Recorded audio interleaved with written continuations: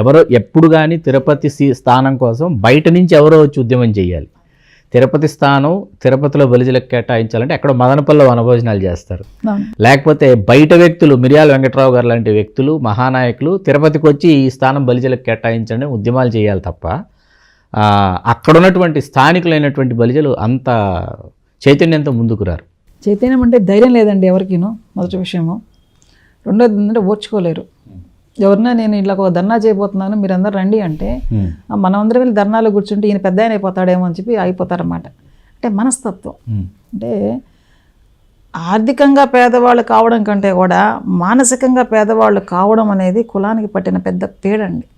వీళ్ళు ఓర్చుకోలేరు, ఎవరు బాగుపడ్డా ఓర్చుకోలేరు అన్నమాట. ఎవరో ఒకరు మనలో ఒకరు పై స్థాయికి వస్తే మనకి గౌరవం అన్న చిన్న ఆలోచన కూడా రాదండి వీళ్ళకి. సో అలాంటి వ్యక్తులు ఎక్కువగా ఉన్నారు, వాళ్ళు నాయకులుగా చలామణి అవుతున్నారు అన్నమాట. దానివల్ల వచ్చిన ఈ ప్రాబ్లం అది. ఈరోజు కూడా చూడండి, ఈ వారంలో తిరుపతిలో కాపు భవన స్థలం కబ్జా చేశారంటే గొడవ చేసింది ఎవరు? వేరే జిల్లాల వాళ్ళు ప్రెస్ మీట్లు పెట్టి వాళ్ళు గొడవలు చేస్తే వీళ్ళు నిక్కి నీలిగి వెళ్ళారు. అంతే తప్పింది. మొదటి నుంచి ఏం ఊర్లో ఉన్న కళ్ళు కనపడవా? ఎన్ని రోజులు జరుగుతుంది? అంతెందుకండి, నాయకులు అనుకుందాము, తెలుగుదేశం ఎమ్మెల్యేగా బలిజ కులస్తురాలే ఉన్నారు, అపోజిషన్లో ఉన్నారు, లాస్ట్ టైం రూలింగ్లో ఉన్నారు. ఏం చేశారు? కబ్జా అవుతుందని తెలుసు కదా, ఊర్లో ఉన్నా కదా, వెళ్ళి అడిగిచ్చావా? రిప్రజెంటేషన్ ఇచ్చావా? అసలు నువ్వెందుకు 10 మందిని పోగేసుకుని పోవట్లేదు? ఎవడో వనభోజనం అరేంజ్ చేస్తే ఓ 2 లక్షలు 3 లక్షలు నువ్వు డొనేషన్ ఇచ్చేసిపోయి ఆడ స్టేజ్కి మాట్లాడటం కాదండి కావాల్సింది. ఈరోజు ఇప్పుడు ఏం జరుగుతుంది? అందరూ డబ్బులు ఇస్తారు, ఒక విజయ్ కుమార్ ఆయన డబ్బులు దండుతాడు, స్టేజ్కి ఉపన్యాసం ఇస్తాడు, డబ్బులు ఇచ్చిన వాళ్ళని ఆయన నచ్చిన వాళ్ళు స్టేజ్ ఎక్కిస్తారు, భోజనం కాబట్టి అందరు వెళ్ళి భోంచేసి వస్తారు. ఏంటి ప్రయోజనం? నువ్వు దాన్ని పేపర్లో ఒక ఫోటో వేసుకొని నువ్వు అప్లికేషన్ పెట్టినప్పుడు ఇంతమంది జనంతో నేను మాట్లాడానంటావు. అది పెద్ద విషయం కాదు కదా. 10 లక్షలు ఖర్చు పెడితే ప్రతి వ్యక్తి కూడా అలాంటి మీటింగ్ ఒకటి కండక్ట్ చేయగలుగుతారు. ఎందుకు చేస్తారు? నేను ఒకసారి చెప్పాను, భోజనం పెడతాను పిలవద్దండి, భోజనం కట్టుకొచ్చుకోమానండి అని చెప్పాను. నిజంగా కులం మీద ప్రేమ ఉండేవాడు భోజనం తెచ్చుకుని ఇంటికాడ నుంచి ఏమి ఆ చికెన్ మటన్ మన ఇళ్ళల్లో తినమా? నువ్వు ఒకరోజు పెట్టంగానే జరిగిపోతుందా? పోనీ ఆ క్యాంపస్లో ఏమైనా ఎక్స్ట్రాడనరీ ఉంటాయి, ఒక హాలే కదా, ఆడ సగం మాట్లాడుతుంటే సగం మంది లేచిపోయి భోజనం మీద పడిపోతారు, గోల గోల తప్పితే. అది తప్పితే ప్రయోజనం అంటే లక్ష్య సాధన లేకుండా పోయింది, వేస్ట్ కదా. ఎందుకు పెట్టావు ఒక మీటింగ్? ఏంటి రిజల్యూషన్? ఏంటి అజెండా లేదు, రిజల్యూషన్ లేదు, అనవసరమైన మీటింగ్లు ఎందుకు పెడతారు? అందరూ వెక్కిరిస్తున్నారు.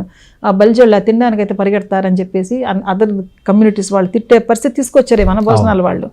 అలా కాకుండా ఒక ఎయిమ్ మీద రండి అంటే రారన్నమాట. ఎవరికి వాళ్ళు లీడర్లు, ఎవరికి వాళ్ళు గ్రూపులు. ఇప్పుడు చిత్తూరులో కూడా మధ్య మీటింగ్లు పెట్టారు. ఆ మీటింగ్కి ఎవరో వెళ్ళి నన్ను అడిగారు, ఆ మేడంని పిలిచారంటే వైఎస్ఆర్సీపీ వాళ్ళు పెట్టించారంట. వైఎస్ఆర్సీపీ వాళ్ళు అంటే బలిజోళ్ళలో వైఎస్ఆర్సీపీ బలిజలు, తెలుగుదేశం బలిజలు, ఇంకో పార్టీ బలిజలు ఉన్నారా? పార్టీలుగా చీలిపోయారు. ఎందుకు చీలిపోయారు? మీకు గ్రోత్ ఎక్కడి నుంచి వస్తుంది? కొత్తగా జనసేన ఒక రామాయణము, ఆ జనసేన బలిజలు కొత్తగా తయారవుతున్నారు. అంటే ఎక్కడ ఏ పదవి దొరకని వాళ్ళు రాజకీయ నిరుద్యోగులు అని చెప్పాలో, వాళ్ళు ఏ నిరుద్యోగులు అని పదవి నిరుద్యోగులు అని చెప్పారు. ఈరోజు రండి మనం ఏదైనా ఒక ఆర్గనైజేషన్ పెట్టి కమిటీ ఫామ్ చేస్తాం అంటే పరిగెత్తుకొచ్చే వాళ్ళు ఉంటారు. ప్రతి ఒక్కరికి ది నీడ్ అన్ అపాయింట్మెంట్ అని విజిటింగ్ కార్డు, ఆ విజిటింగ్ కార్డు వేసుకొని తిరగాల అన్న కోరిక తప్పితే మనకెందుకు ఆ విజిటింగ్ కార్డు? ఏం పని చేయడానికి? మనం చేసే పని వల్ల కులానికి ఏదైనా ప్రయోజనం ఉందా అని ఆలోచించి చేసేవాళ్ళు, మాట్లాడేవాళ్ళు లేరండి. అది మేజర్ పరిస్థితి తిరుపతిలో. దాన్ని మిగతా వాళ్ళు అడ్వాంటేజ్ తీసుకుంటున్నారు. ఇంకొంతమంది ఏంటంటే ఎవడ ఎమ్మెల్యే అయితే మనకేమైతేనేమి అడవి కూర్చొని ఆయన చేత మున్సిపాలిటీ టెండర్లు పాడు అని తెచ్చేసుకొని బాగుపడిపోదాం అన్న ఆలోచనలో కొందరు. ఇంకో కార్పొరేటరు బెల్జాయినే అదర్ కాస్ట్లో మ్యారేజ్ చేసుకున్నాడంటే ఆయన భార్య కులంతో చలామణి అవుతున్నాడు, కానీ ఆయన బెల్జాయిని ఎవరికి తెలియదు. అంటే అలాంటి మెంటాలిటీ ఉండే పీపుల్ ఉండటం వల్ల తిరుపతి పట్టణంలో అభివృద్ధి లేదు, కులానికి అభివృద్ధి లేదు, పట్టణానికి అభివృద్ధి లేదనమాట.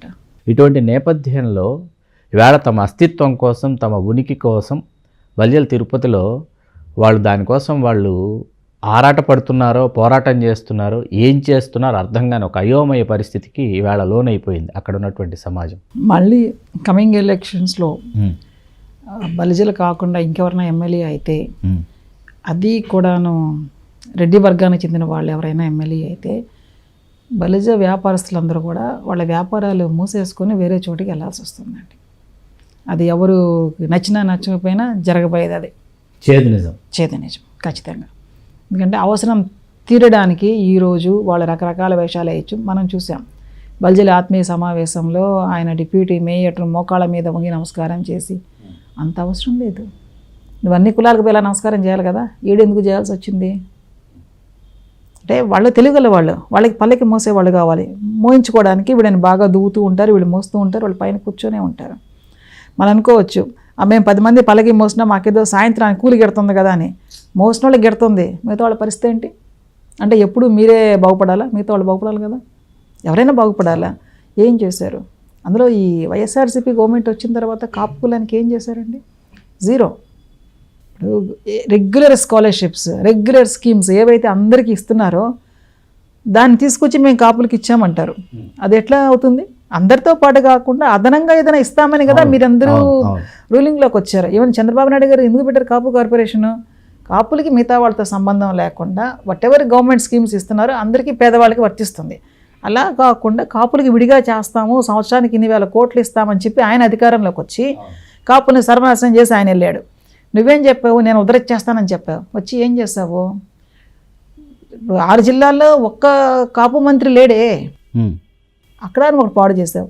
ఒక్క స్కీమ్ రాలేదే కాపులకి, అందరికీ ఇచ్చిందే ఇచ్చావు. నా కాపులకు అదనంగా ఏం చేసావు? తిరుపతిలో ఉండే బలిజోళ్ళకి బుర్ర అనేది ఉంటే వాళ్ళు ఆలోచించాలి, మనం ఎందుకు వైఎస్ఆర్సీపీకి ఓటేయాలని చెప్పి. ఏమీ చేయలేదు, మన ఊర్లో చేయలేదు, మన 6 జిల్లాల్లో బలిజోళ్ళు చేయలేదు. అక్కడ కాపులకి ఏమైనా వచ్చిందామంటే వాళ్ళు ఏంటంటే 5-6 మందికి మంత్రులు ఇచ్చారని చెప్పి. ఎవరి కోసం ఇస్తాడండి? ఉభయ గోదావరి జిల్లాల్లో రాజకీయాల్లో ఉండేది కాపులు, ఆడ ఉండే జనమే కాపులు, వాళ్ళే ఎమ్మెల్యేలు కావాలి, వాళ్ళే మంత్రులు కావాలి, అందరూ వాళ్ళే సచ్చినట్టు ఇవ్వాలి నువ్వు. అంతేగా నువ్వేదో ప్రేమ గురిపించేసి అదనంగా ఇచ్చావని ఆ పేరుని నాని గారు కానీ అంబటి రాంబాబు గారు అనుకుంటే వాళ్ళ భ్రమ అది. వాళ్ళు కాబట్టి పక్కింటి వాడికి ఇస్తాడు, వాళ్ళ బంధువుకి ఇస్తాడు, అంతే తప్పితే కాపుల కోసము జగన్మోహన్ రెడ్డి గారు ఆయన ప్రేమ గురిపించి చేసింది 0. ఇది జగన్మోహన్ రెడ్డి గారు ఒప్పుకోవాలి. ఆయన చెప్పమని అడుగుతా నేను, నువ్వు చెప్పయ్యా, నువ్వు ఒక్కడే చేశాను కాపుల కోసం ప్రత్యేకించి చేశానని చెప్పి. ఏమీ చేయాల? 2019లో చంద్రబాబు నాయుడు కాపు భవన స్థలాలు ఇస్తే నువ్వు బిల్డింగ్ కట్టించావా? కట్టించలేదు. పైగా ఉన్న స్థలాలు మీ వాళ్ళు ఆక్రమించుకుంటున్నారు. అంటే నీకు నిజంగా ప్రేమ అంటే ఏమడిగారు? ఏ ఒక్క కాపు కాదు కదండి, ఒక కమ్యూనిటీ హాల్ అది ఉంటే ఎవరికైనా పనికి వస్తుంది. నెల్లూరు జిల్లాలో కాపు భవన్ కట్టారండి, దాన్ని ఓపెనింగ్ చేయాలి ఈరోజు వరకు తెలుసా? మేమే వెళ్ళి కొంతమంది కలిసి అన్అఫీషియల్గా ఒక గ్రూప్ అంతా వెళ్ళి దాన్ని ఓపెన్ చేసి మీటింగ్స్ అవి కండక్ట్ చేసుకుంటుంటే ఒక ఆఫీసర్ అడ్డం పడ్డారు, మీరు ఎలాగొస్తారు, this is under control of BC corporation, so మేము ఇనాగ్రేట్ చేయాలా పెట్టాలన్నారు. నేను చెప్పాను పిల్లలకి, మీరు కానిట నాయన అంటే వీళ్ళు ఒక మీటింగ్ పెట్టుకుంటే పోనీకుండా గేట్ తాళం వేశారు, వీళ్ళని దూకమని చెప్పాను.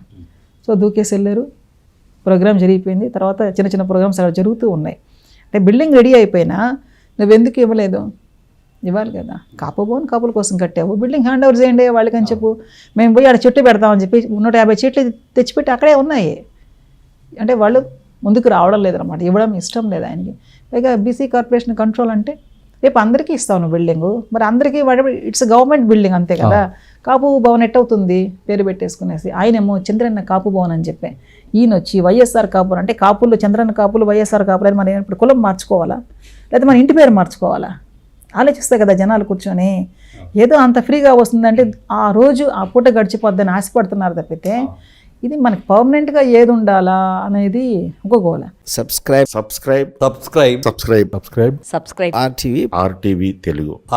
RTV తెలుగు.